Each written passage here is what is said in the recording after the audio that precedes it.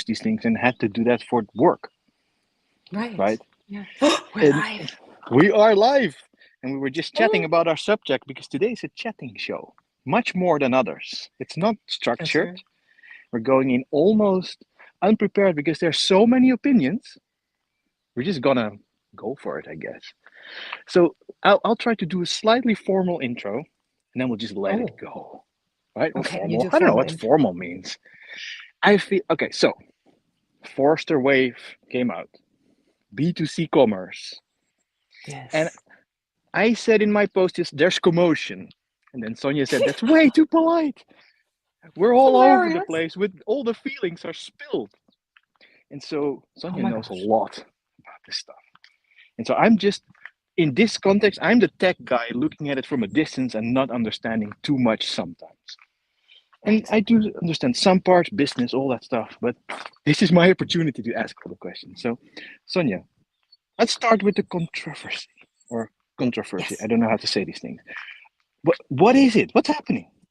What was the big hoo-ha about the wave? Yes, exactly. Right. So in this year's B2C digital commerce Forrester Wave, there was no leader. That means that whole upper right part where every vendor, every buyer looks at and says, they are the best, is Exactly. empty. Has that ever happened before? I've tried to find out and I couldn't find one. So if anybody in the audience has experienced any evaluation, be it MarketScape from IDC, Magic Quadrant from Gartner, Forrester Wave, that didn't have a leader, then please let us know because I couldn't find one. And it's also very like counterintuitive to the idea of these evaluations because every Yeah, analyst will tell you the evaluation is relative. So the higher the scores, the more ahead of the rest of the vendors in the evaluation you are. So you would almost think that by definition, that demands that there always is a leader because it compares, right? It isn't, there's no absolutes in these evaluations. Yet there I is not. guess. But does that maybe mean that their model to make an evaluation like this is so granular and so good? Maybe it just shows the market. Maybe Yeah, it's it's funny you completely should say true. so granular and so good, because I think that's where a lot of the emotions and a lot of the waves that the waves make actually came from. Because Hmm. so granular and so good, or so granular, or is that actually bad, is one of the conversation strings that I've seen. Um, I have very different opinions on this, depending Oh, if I look really? at this through. Yeah, yeah. Actually, I always do. I always have debates in my head. It's like a little debating club in Sonja's head. So if I look at it through sort of the academic, how should those evaluations be structured lens, I have one opinion. And if I look at the commerce market, I have another one. Which do you want to hear Hmm. first? The market one, please. The market one. Okay. So I look at the commerce market and I see a very, very polarized buying side of the market. So there is those buyers that are very digitally mature and that want to do composable commerce and, you know, the mark world that you and I are at home Yes. in. And then I see the majority who are more comfortable with having everything sort of out of the box and don't actually care if the architecture under the hood is composable or not, because what matters is I have the functionality that I need and I can move on. Exactly. Exactly. And then the ambition, if I look at research of the majority of the commerce technology buyers is, yes, we want to go composable, but the reality of actually being set up to do that successfully, or actually even interpreting the term, because everybody says we're composable. All of those 9 Yes. evaluated vendors have that big on their homepages, right? That there is a big gap in there. So if I look at this wave, through the lens of a company looking for a new commerce solution, then more interesting even than the fact that there is no leader is that the spread of the 9 vendors in there is horizontal. So Yeah. normally, Tim, the ideal axis for the dots, like the trend line, would be the diagonal. The diagonal between the offering and the strategy. That's the 2 axes that you have. Yeah. And in this case, the current offering is all pretty much in a horizontal cluster. Which leads me to the second part. Why? Because the analysts are mandated to give a view on a market, give one view, one dot, one set of dots that reflects what the buyers are looking for and what the vendors are having in the context of buyer need. But then if you have so polarized opinions of what people are looking for, and you have to aggregate them back into one perspective, you get everything kind of on one line. And that's why you need to go one level deeper. And you actually need to look at the detailed breakdown of what are the characteristics that are leading to the positions. And every evaluation gives you, Tim, the opportunity to say, well, if I look at the characteristics, my need is actually, I need to have a composable architecture. I want to make sure I have order management in there. I want to make sure I have personalization in there. I don't care at all about product catalog because I have my PIM. I don't care about user experience. You're a developer, right? So I don't care about user Come on. experience. Yeah, sure, I get it. You know, it's all good. Yeah, their so pain I level would is choose high. something And that's then much you more have headless first, myself. You would. But exactly. But the thing is, So, even but like wait, I've been but here's the thinking. Oh, point. sorry, you go Wait, first. Go, hold, go. hold, Yes. hold. Because when you do that, and when you say my weighting is different to the generic weighting, there will be leaders. Yes, clearly. There will be leaders. But people, especially in the vendor community, they're so upset about this. They're missing the opportunity to tell that story. Yeah, And I think that's really sad. diversify or put yourself in a niche and say, this is what we do. And look, and in that case, we are a leader. Right.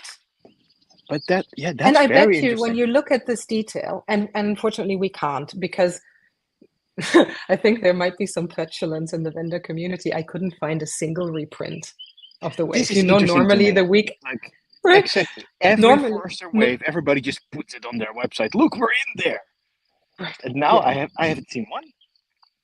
Right.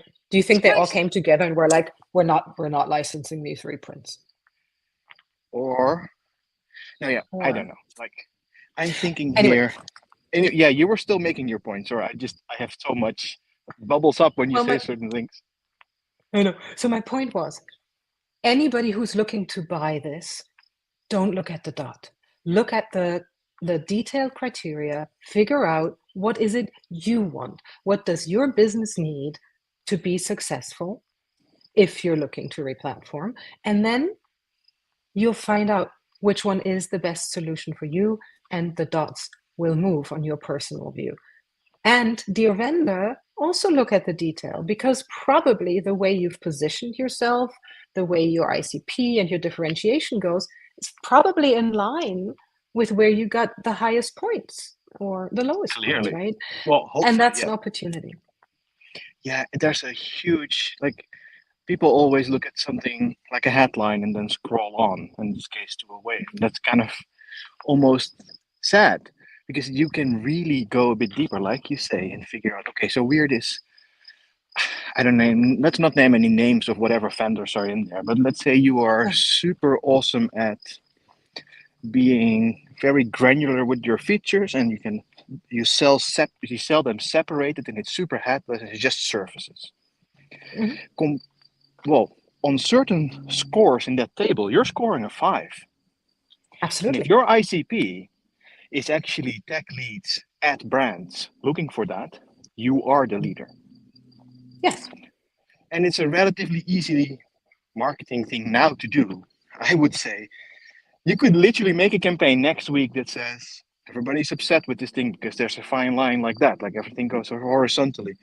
But we've specialized in this. And if you look at the scores, we're literally the leader on 3 points. And then you have some, and then you have some fancy tagline and a webinar, and there's your Yeah, prospects. Crazy, right. huh?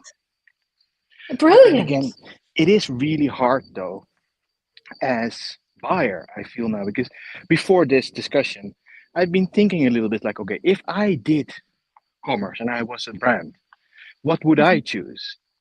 And I could only come up with like this super technologically savvy thing that I know pretty well, but I wouldn't still know who to choose. Because in the end, for example, let's say I do this business with my wife and she has a web shop and she runs it on Shopify. She doesn't want me to You don't touch want to it because mention she, numbers. oh, but that's my wife. Maybe this is, it's a small shop. No impact on our space. Let's say it like that. She sells Oh, fair, plastic fair. bags. No Okay. impact on our space. But the thing is, and this might translate to bigger brands, she doesn't Hmm. want me as a tech person near that thing.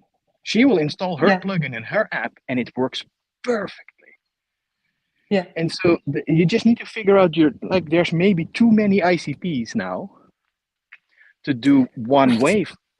Maybe that's it. Maybe sub-wave it. Well, yeah, but you see, that's the responsibility not of an analyst, but that's the responsibility of the vendors to start actually speaking more clearly to their ICP and sift through that. We only have 9 Mm, vendors in this wave. And by the way, I just got a quick message from a Forrester analyst, actually, who I shall not name, who is listening apparently, that the payments wave also had no leader. Oh, so we oh, got to look at really? that. The Yes, payments wave. but yeah, but to come back to your question, if I look at the digital commerce vendors, and I have actually done that, and I have this amazing spreadsheet here, and you look at the way they're marketing their solutions. Everybody is everything to everyone, and that means you're nothing to nobody. So, as a vendor, it is your responsibility to be really clear who can be most successful with our solution. And the analyst, look, if they would start having to look at B2C commerce for, I wouldn't even know how to phrase that. Would you say for majority clients? That doesn't even make sense No, because it we doesn't. know that the majority of majority thinks they're early adopters, even when they're not, right? So they still would True. read the wrong piece of research. That's why you can talk to the analysts and you can honestly and openly speak to them as a brand and say, this is kind of what I need. This is what my org looks like. This is what my strategic goals look like. Now, knowing that, dear analyst, what do you think I should They must have an do? And opinion. I'm sure they are allowed to share it, but they must have some sort of vibe, of feeling course, of what goes where. So, do you think yes. that this happened, that there's no leader, because all these companies in that space started with Mhm. their tech and now they're fitting their tech to the marketing and then finding an ICP? Because if you do that, this tends to happen. Is that the way? Or did Well, they just think like Apple back in the day? What does my user need? And I'll fit the tech to it. Or did mm, we all I th- ride the wave of, you know, um, Edge, CDN, whatever came?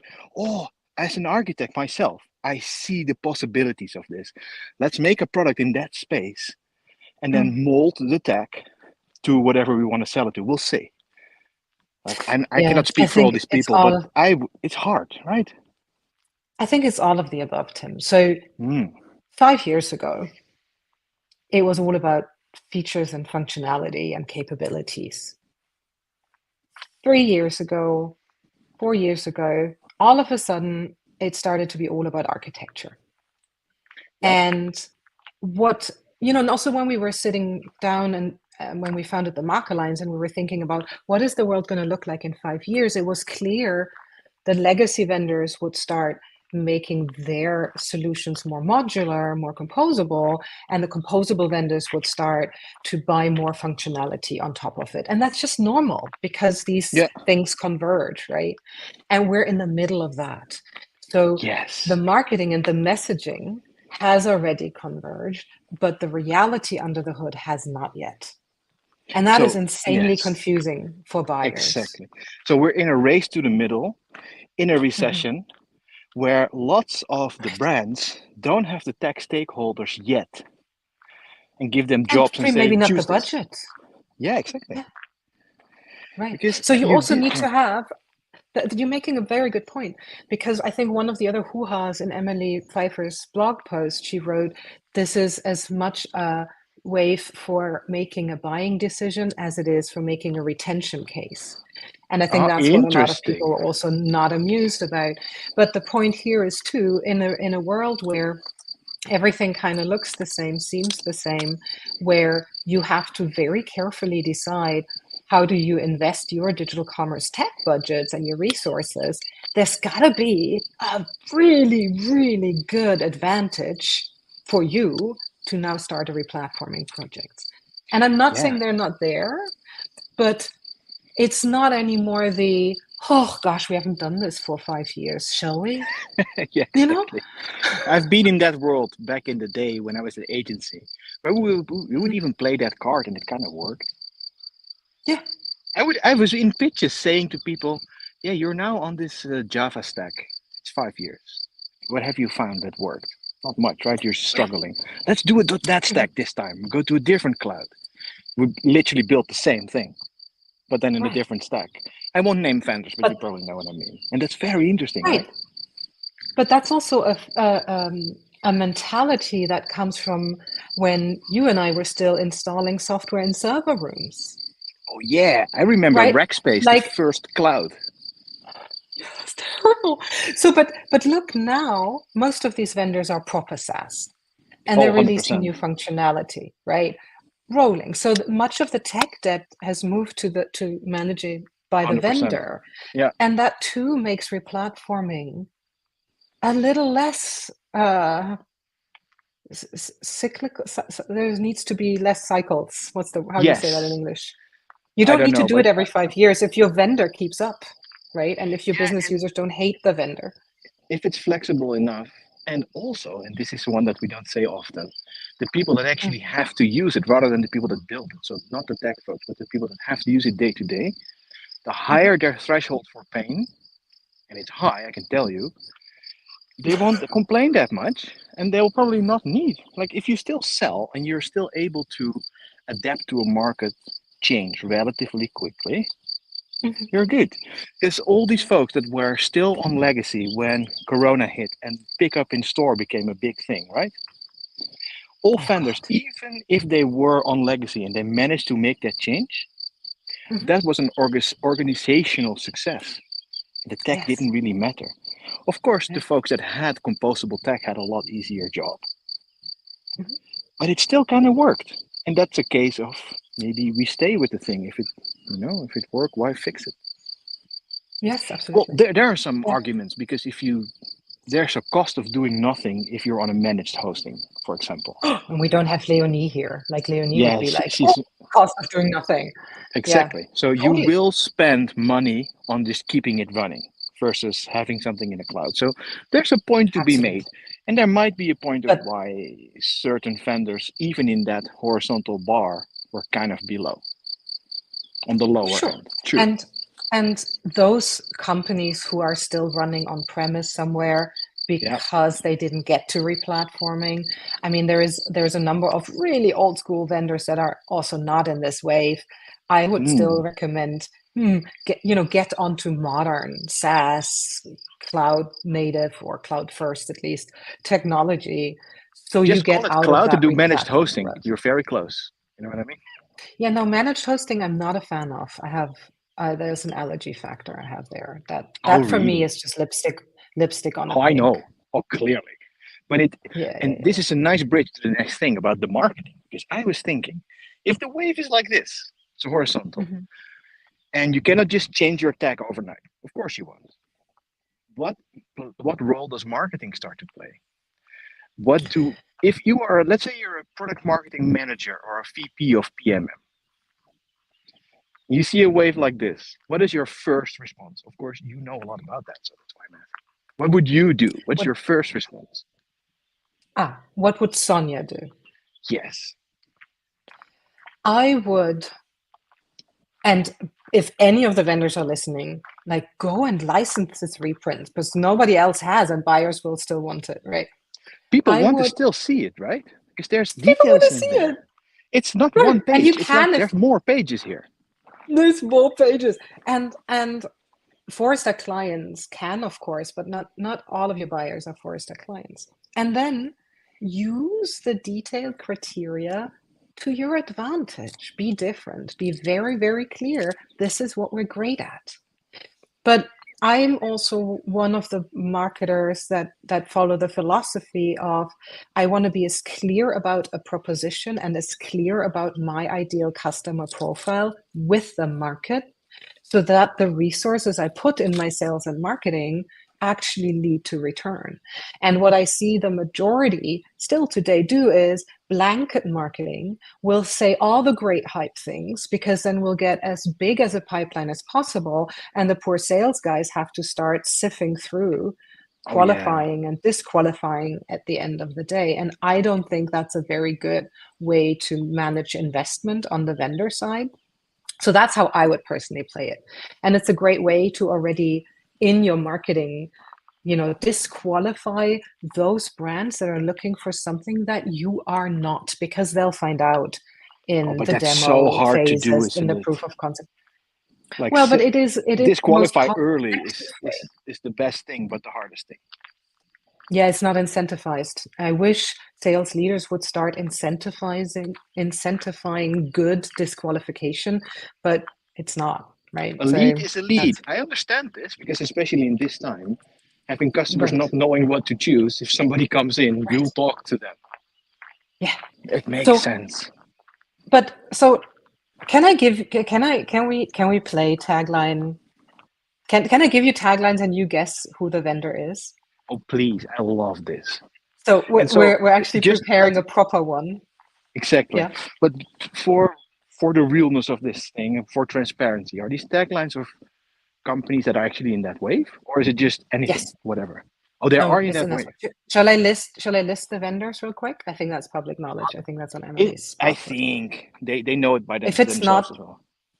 okay, if it's not, and Forrester Citation managed to listen to this, and I'm disclosing information, I'm really sorry. We'll cut the feed if you tell us to. Okay, so here's the vendors in no particular order. Oh, Are you important. ready? Yes. Yes. See, I'm doing that. No particular order. I'm trying to do it alphabetically, actually. So it's I'm doing it alphabetically. I think I can manage that. Adobe, Big Commerce, Commerce Tools, A, B, C, D, E, Elastic Path, and Elastic Path. Now I'm skipping this because I can't do my alphabet in my head. Kibo Commerce, Salesforce, SAP, Shopify, and VTEX. Got it? Right. Yes. And All so right. Adobe is their commerce is that PHP platform they acquired a few years ago. That's that Is it one, right? Magento? Yes, I imagine. Yeah, yeah. And then and Salesforce is Demandware on Yeah, steroids, X right? Demandware. Yeah, Yeah. Okay. that's right. It's going to be a hard one Okay, for so me here you go. because a few of those I know intimately and a few others like Mhm. not at all. So let's see. Okay, so I'm just going to give you three. So what Yes, we're going to please. do next week is we're going to have these categories, like let's talk about experience, let's talk about trust, right? You're going to get people talking about like their awesome architecture, right? So here we go. An elegant set of composable APIs for building e-commerce experiences. Commerce tools. Elastic Path. Oh, makes sense. Future-proof your business with a robust, secure, and scalable commerce architecture. Hmm. It it feels a little big commerce and it feels a little SAP. And it is commerce tools. I'm so bad at this. No, it's okay. We've played this with vendors and they didn't recognize their own tagline, so you're totally fine. Okay, and then here we go. Compose your own e-commerce architecture to deliver innovative and optimized electronic commerce experiences. Electronic isn't so Try to not keep with a straight face. like so not with coins, right? I cannot Okay. tell you. Let me think. You actually picked up on the clue for this. Electronic commerce experiences Okay, I'm not gonna answer. What is it? is SAP. Oh, Dear really? SAP people, like Are e-commerce you is kidding already me? electronic commerce experience. This is not the 80s, you guys. No, but it Like, feels like they're French because they're French. They still call emails like your electronic letter, right? yeah, Like yeah, they're very proud of their original words. right. Yeah, Oh, SAP is not wow. French then. It's So SAP. to me, like the first one that you said kind of Mhm. spoke to commerce tools for me because they're so good at like having this platform with services on it that you can choose and use, and they're super, super duper flexible. That one would have fit quite well there. But then the But other, I but have a line like that for every single of the oh, I 9 know, vendors. clearly. But Yes.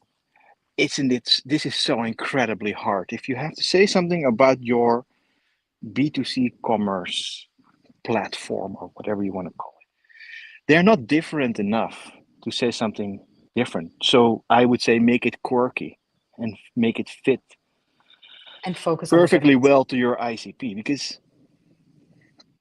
certain in these categories are some are a bit mid-market, other are a little bit higher up, other are like basically through the line, like a Shopify, for example.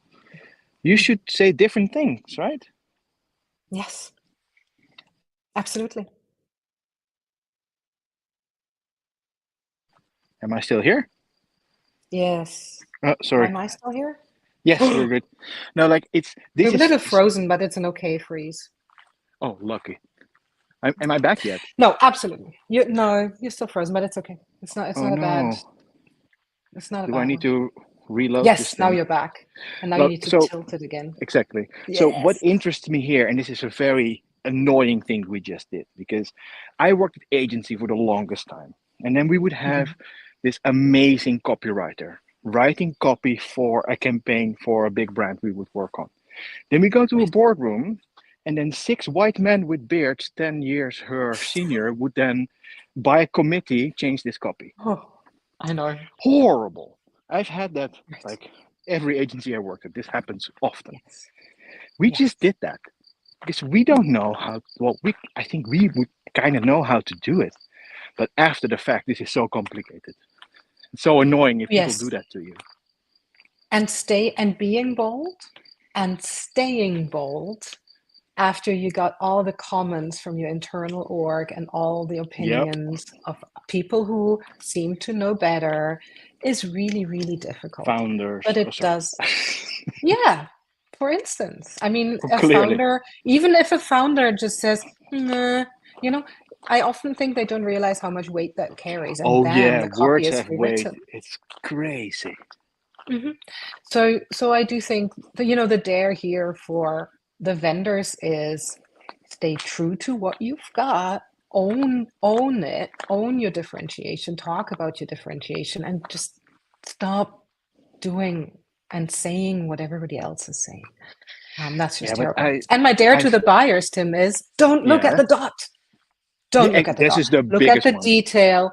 Call Actually the understand. researching Yeah, analyst and go a level deeper, please, because it's not as understand simple data a as little looking at the bit. dot. That's a Hmm. huge one.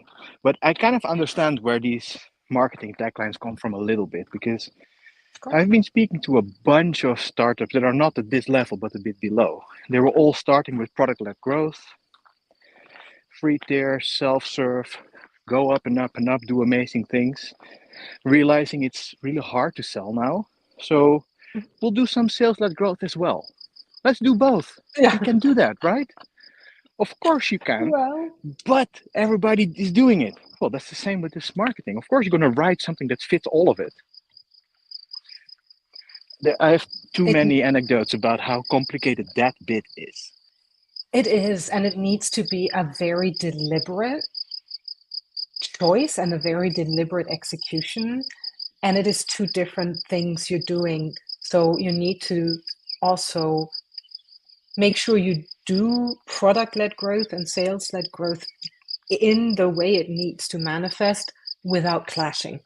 at any point in Yes. time. That is not easy, and Well, that I think really it can be needs done. folks who've done this before. Of course, yes, and there's I think great it examples out there, exactly. but it needs a very strategic, um, marketing and communications approach, and it's not something you can just do. I think the just in your No, and comment, it organically grows, and you forget that you don't actually realize you're doing it. And so, my yes, opinion on this, and this might not fully be for this episode, but I'm coming from the developer relations bottom up side of things, right? And so, if you want to do sales led growth, you can clearly do that because all these people, the high level people you talk to and take to dinner, for example, are actually, they will tell their developers, go and try this thing. And so yes, you can easily do both. If their right. onboarding As is long as it doesn't amazing, clash. no, Yeah. exactly. And of course, you cannot scale these dinners, so maybe it's a silly thing for me to say, but it's a nice extreme to go to sales led growth with. Anyways, we're coming up on Oh, half an hour now. Is there we something are. else we should go over? I think we've gone way over than we wanted. So How about that? if there's any comments from the recording, we're probably going to be grilled. How do you say that? Well, Burned. I mean, the thing people are is, not going to like things. there's no leader because most of these vendors do similar things without actually showing this is what detail is awesome in whatever we do. And then nobody wants to reprint this thing and put it on their blog. Look, we're on this thing. There's a problem more of the space than of the analyst, right? Oh, 100%. I think this was a super gutsy, really bold move. And To not name a I leader. applaud that. The data Yes. doesn't lie, or the system is wrong. But that's too far to say because they've been doing this for so many years. Maybe the space is Yeah, more diversified now than ever. That might be the it is. case, but Yes. we should all kind of adapt. And in my opinion, but that's me as a developer, I wish it wasn't paid for and I could just always see it and analyze it that way and then talk to customers. But Of that's course, the but way the wouldn't world it be works, I great guess. if you would? Well, actually, let's stay there for 1 second as the last thing, because I've heard this. I've heard in one comment on LinkedIn, someone said, I didn't pay to play, so I can't read the report, but I think it's bullshit. First, How much truth only is in if, that? well, there's two things to that. First, oh, look, my little Oh emoji. no, the thumb. If you haven't read the report, if you haven't taken the time to read each vendor write-up and listen to the criteria, please do not form an opinion because it's an uninformed opinion if you only look at the dots. And then Mm-hmm. second, what does that mean? I haven't paid to play. Why on earth would any analyst firm give these reports away for free? Are you developing stuff for free? Is the software of these vendors for free? Can you just play around a little with an enterprise digital commerce solution? And if you're not selling stuff, oh, well, no. This is what their intellectual property is. This is their service, Mm-hmm. right? Of course, you need to pay to get the evaluation and to get any report. And so the big question is, and this is from my silly technical brain of a developer who is not in that business, if I don't have a developer, or sorry, don't have an analyst relations person, or I don't actually have an affiliation with any of those people, which, as most startups have, is true. Will I ever be on one of those waves? I Oh, imagine 100%. yes. Yeah, Yeah, if and that's as this long that's as a that's completely true, we're different good. discussion. Exactly. Yeah, and that's a completely different discussion. So what I was referring to is only Forrester clients can read Forrester research. Only Gartner clients can read Gartner Yes, research, right? exactly. And so on and so forth. So as a vendor, you do not need to be a Forrester client to be evaluated. Absolutely not. Okay, so And pay to you play don't is out the even need door to now. participate. There you go. Well, let me talk about it in a second, and then that's maybe a great conversation for a future episode. You Mm. don't even need to participate in order to be evaluated, right? The analysts can evaluate you without you filling out the spreadsheets and handing in your customer references and so on, because the analysts decide which vendors should be in this wave.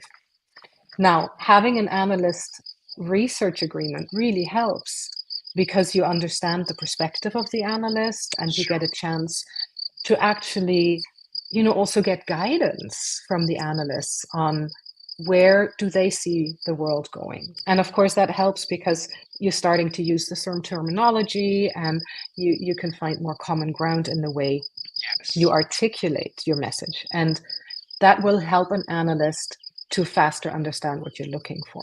And then having an AR professional in that capacity is really, really helpful to manage that process and manage the engagement, so that you're actually getting value out of a research agreement and are not just paying lots of Yeah. money and never actually have these conversations. 100%. And for every vendor, like now is when they start working on the next wave, that'll come out. So that really does help a lot. I'm not gonna Hmm. lie. But it's not a requirement. You can do a So, fantastic job okay. without being a Forrester client and still be a leader. And there's So many I love examples that. of that. That's very Yeah. important because Yeah. um, now that I have you, I'm going to ask these questions that as a developer I just don't know. Do I need a Yeah, but specific we're at amount 35 of? minutes, Tim. Oh yeah, I'm too late. Last one. Do I need a Okay. specific amount of ARR or users to be on one of those waves or quadrants? Yes, every wave has inclusion criteria, and that is Hmm. different. There's different inclusion criteria per category and wave, and they change per year. So it's also when you read the report, it's clearly stated. For instance, in a space, it might be more than 50 million revenue. In another space, it might be 100. In some spaces, Yeah, it yeah, might yeah, only be yeah. 10 million. But also things like you need to have global coverage. You need to have awareness in the Forrester or Gartner or IDC Yeah. client base. So if you have a fantastic product, which might be the best product in the world, but Forrester has never heard anybody ask about you or mention you, you're probably very unlikely to be included in a wave, even There if you you meet go. the rest of the criteria. Those sort of things play in as well. Yes. Yeah. This is the how do you call this? The we need this in our space. People that can actually explain this in such a nice way. Because I've heard Mhm. so many developers like, "Oh, these analysts, are they developers? They don't know this stuff." It's like, dude, shut up. Actually, listen, pay attention, and there's more. But this comment is the most funny. This is like This therapy for is like product therapy. marketers. Oh, True, true, that's true. Because awesome. I think right now product marketers and salespeople have probably the hardest job in this space at this time. At least from my The perspective. problem, maybe. The problem and the opportunity with product marketing is that it sits at the intersection of the org.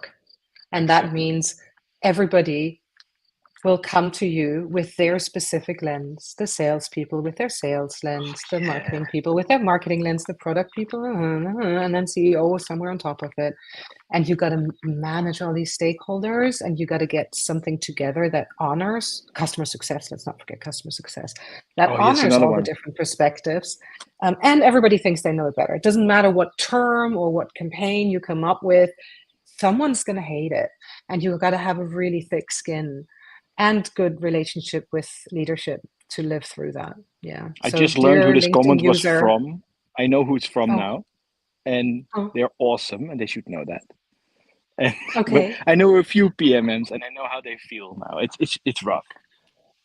Yeah, it is. But that's never going to change. Like when you sign up for product marketing, you got to have a thick skin. Who knows? Maybe product marketing can actually change these Forrester Wave things now, because everybody's in the same thing. So maybe stand out. Then again, it's evaluated against features. So we don't know any. I don't know anymore. Anyways, we're over time. The more I We're learn, the less I way over know. time. Yeah, 100%. This All was right. fun. Thank you. Yes, I'm curious to see the comments of folks, and if you have questions later, just add them in the comments, and we can talk about them maybe next time. we will. Cheers, everybody. Thank you so much Have a for good one. indulging. Cheers. Bye bye. Bye now. Are we offline?